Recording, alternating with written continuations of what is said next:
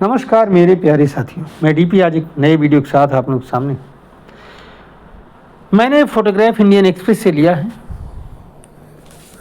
और Indian express के 12 number page पर अक्टूबर 11, 2025 के एडिशन में छपा हुआ है।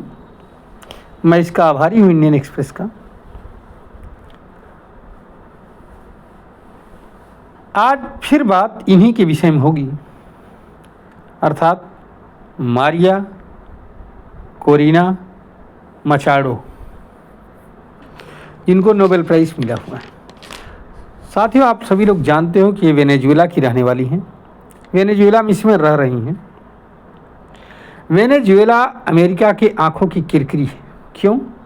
क्योंकि वेनेजुएला के राष्ट्रपति ने बाहरी संसाधनों का, बाहरी जो कंपनियां थी उनको बाहर निकाल दिया है और अपने ही देश के संसाधनों से, अपने ही देश के तेल उत्पादक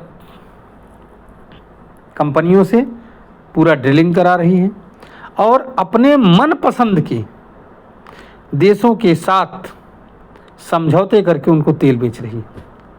और एक देश जो अपने हिसाब से चले और अमेरिका के हिसाब से न चले, वो टिक कैसे सकता है? वहाँ का सत्ता, वहाँ का शासक कैसे टिक सकता है? ना, उखाड़ फेंक दिया जाएगा। चाहे वो बांग्लादेश हो, जहाँ यूनुस साहब हैं इस समय, चाहे इंडिया में भी कई बार कोशिशें हुई, चाहे जहाँ देख लो, पाकिस्तान में देख ही रहे हो क्या हो रहा है। हर देश जहाँ अमेरिका की मनमाफिक सरकार नहीं होगी, वो शासन नहीं कर सकती। अगर शासन कर रही तो बहुत बड़ा गुनाह कर रही है। और उसको दबाने के लिए एक वहाँ की जो राष्ट्रवादी सरकार मादुरो की है, उसको नीचा दिखाने के लिए, दबाने के लिए वेस्टर्न मीडिया पूरा प्रयासरत है। और उसी की कड़ी में एक ये शर्त जुड़ी, जिसमें कोरिना, क्या नाम है इनका, मारिया कोरिना मचाडो को नोबेल पुरस्कार दिया गया। क्योंकि लगातार वहाँ की जो नेशनलिस्ट पार्टी है, राष्ट्रवादी पार्टी है, जो राष्ट्र के साथ खड़ी है, जिसके साथ जनता भी खड़ी है, उसको नीचा दिखाने में ये मैडम कोई कोर कसर नहीं छोड़ती। विदेशी मंचों पर जाकर के, देसी मंचों पर जाकर के। मुझे ये बात क्यों कहनी पड़ रही है? क्योंकि मैं जब विकिपीडिया को तलाश रहा था तो उसमें बात एक आई कि इन्होंने इजराइल का समर्थन किया फिलिस्तीन पर, गाजा पर आक्रमण करने के। इनका बहुत बड़ा समर्थन है। अब आप लोग अंदाज़ा लगाइए कि कितनी बड़ी शांति की समर्थक है। जब और पढ़ा तो इनका किसके खिलाफ था आंदोलन? मादुरो के खिलाफ था, ह्यूगो चावेज के खिलाफ था, ऐसे लोगों के खिलाफ था इनका आंदोलन। और मादुरो कैसा आदमी है? पूरी तरह से नेशनलिस्ट गवर्नमेंट, राष्ट्रवादी। उसको फांसीवादी डिक्लेयर कर दिया अमेरिका ने, क्योंकि उसने अमेरिकन कंपनीज को अपने यहाँ इन्वेस्ट करने से रोक दिया, तो वो फांसीवादी हो गया। और ये समर्थन करती हैं तो ये बहुत बड़ी पीस की समर्थक हैं। इन्होंने एक से एक खूनी संघर्ष किया अमेरिका के सहयोग से, जितना हो सका। 2005 में इन्होंने नेशनल असेंबली में कहा था, उस समय ह्यूगो चावेज रहा करता था राष्ट्रपति, कि चावेज को सिर्फ एक गोली की जरूरत है। क्यों? क्योंकि इनकी बात नहीं मान रहा था, अमेरिका की बात नहीं मान रहा था ना। उसने ही सबसे पहले शुरू किया था वहाँ नेशनलाइजेशन सारी कंपनीज का। 4 दिसंबर 2015 का लॉस एंजलिस टाइम्स में इनका बयान है कि मैं अमेरिका की सहायता स्वीकार करती हूँ और विदेशी हस्तक्षेप का स्वागत करती हूँ। अपने ही देश में, वेनेजुएला में, चाहे विदेशी हस्तक्षेप कैसा भी हो, मैं राष्ट्रपति बन जाऊं, बस। शांत की मसीहा है। एजेंडा क्या था? निजीकरण को बढ़ावा देना इनका। और जो वहाँ राष्ट्रवादी सरकारें हैं, वो निजीकरण को क्या कर रही हैं? पूंजीवादी व्यवस्था को लागू नहीं करने दे रही। बस यही समस्या है। इनका विरोध है कि ये निजीकरण और पूंजीवाद के समर्थन में खड़ी हुई है। वहाँ पर 30 मई 2023 को कराकास क्रॉनिकल में, कराकास क्रॉनिकल वहाँ का न्यूज़पेपर है, उसमें इंटरव्यू कि हम निजीकरण चाहते हैं, और तो और बेसिक इंडस्ट्री जो हैं, चाहे बिजली पानी सप्लाई वाली, उसमें भी प्राइवेटाइजेशन के पक्ष में, सब में है। वो तो अच्छी बात है, पक्ष में तो रहो, लेकिन किसको दोगी? अमेरिका समर्थक प्रो अमेरिकन कंपनीज को।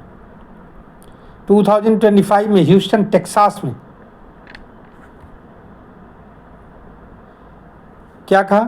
इन्होंने निजीकरण के समर्थन में सारी बयान दी।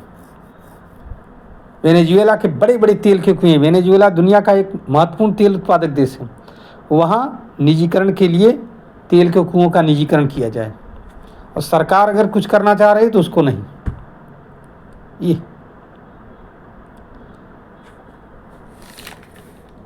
मादुरो के खिलाफ अमेरिकी कार्रवाई पर इन्होंने जोर दिया। कब? 18 जून 2025 में अपने भाषण में राइटर्स ने रिपोर्ट छापी थी, ये जून का। और वहीं पर जब मैंने मादुरो का पूरा बयान उसको विकिपीडिया से लेना शुरू किया, उस आदमी को इतने खतरे चारों तरफ से। क्यों? क्योंकि वो राष्ट्र की बात कर रहा है, प्राइवेटाइजेशन को नल कर रहा है, विदेशी कंपनियों के हस्तक्षेप को जीरो कर रहा है। स्वदेशी कंपनियां बढ़े उसके लिए कोई दिक्कत नहीं, लेकिन विदेशी कंपनियों के हस्तक्षेप को बर्दाश्त नहीं कर रहा है। तो उस आदमी के खून के प्यासे हैं ये लोग, और इनको नोबेल पुरस्कार मिला है। यही सबसे बड़ी विडंबना है विदेशी पुरस्कारों की, जो कि आप लोग देखोगे कि चाहे वो जो भी हो, ऐसे बंदे को मिलेगा विदेशी पुरस्कार, ये सब टॉप क्वालिटी के, जो उसके लिए डिजर्व ही नहीं करता रहेगा।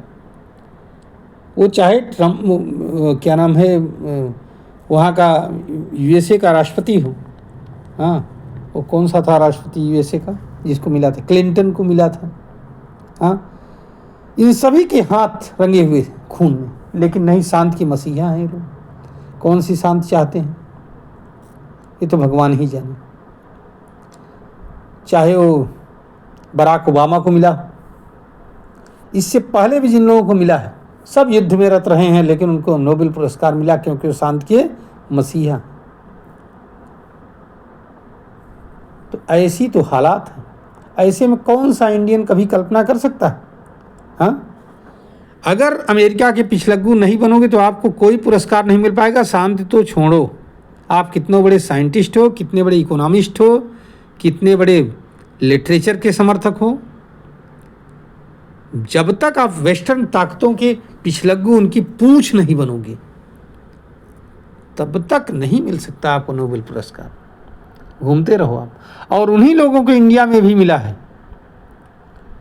Quote unquote.